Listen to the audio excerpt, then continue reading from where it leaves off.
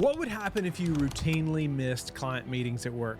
What if you ignored the client's feedback or missed deadlines or worse, you got angry and stormed out when your client just made a simple or easy request?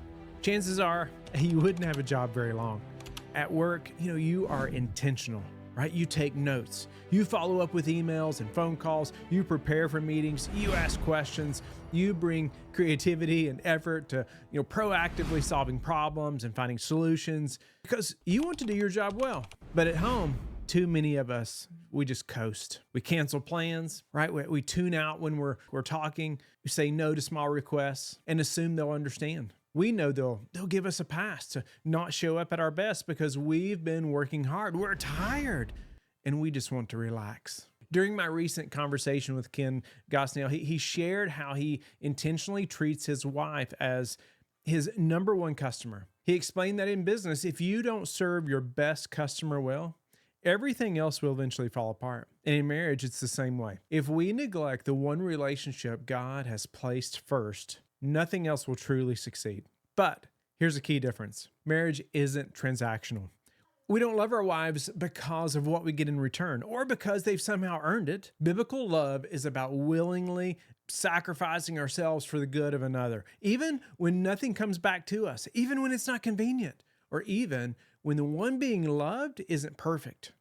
That's the kind of love Christ shows for us, the church, and the kind of love God calls us to as husbands. So what if we flip the script? What if we stop treating our wives as optional extras and instead saw caring for them as our first and most important assignment from God? Because when we get this right, it changes everything, not just in our marriages, but in our homes, in our fathering, and guess what? Even in our businesses. Ephesians 5:25 says this, "Husbands, love your wives just as Christ loved the church and gave himself up for her." Now think about that. The way Christ loved the church was intentional, sacrificial, and proactive. He didn't wait for the church to prove herself worthy. He didn't love based on her performance. Thank the Lord. He gave himself completely for her and for her good. That's the standard we're called to as husbands. Not a bare minimum love, not a distracted love, not an, if I have time left over kind of love, a Christ-like, self-giving love. Here's why this is so critical. When we neglect our marriages, it costs more than we realize. A business can recover from losing a client. A company can recover, from a down quarter, but a marriage left neglected for years can collapse. And when it does, the cost is devastating. I've seen it too many times that, men pour themselves into their careers, right? Their hobbies or even their ministries, while their wives slowly feel more and more unseen and unvalued.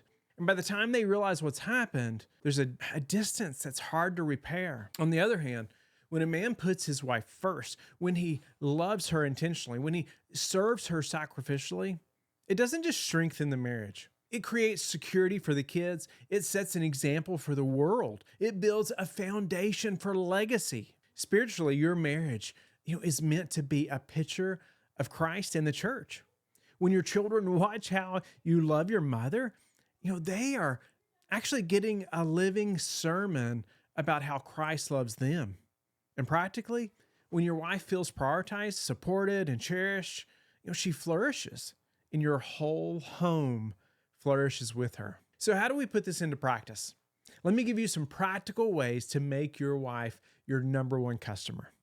Ask for feedback. At work, you probably ask for reviews and feedbacks. Well, why not at home? Sit down with your wife and ask, how am I doing as your husband? How can I love you better this week? And here's the key. Listen without being defensive. Write it down and act on it. Schedule her first. Your wife shouldn't have to compete with your calendar, right? If you can schedule meetings, deadlines, calls, you can schedule time with her. Block out date nights, walks, or prayer times together, and guard those appointments with the same seriousness you give your most important clients, because in God's eyes, she is. Follow through. In business, we know that broken promises kill trust. The same is true at home. If you say you'll do something, whether it's, fixing that thing around the house or spending time with her, do it. Every kept promise builds trust. Every broken one chips away at it. Small acts of service. Think about the little things you do for customers to surprise and delight them. And now apply that to your wife. Maybe it's bringing her coffee in the morning, leaving her a note, or taking something off her plate without being asked. Small things add up. Pray with her and for her. This one might feel uncomfortable at first, but it is powerful. Put your hand on her shoulder and pray over her. Ask her how you can pray for her. Let her hear you bring her before the Lord. That speaks louder than flowers or gifts ever could. So here's the challenge for you today.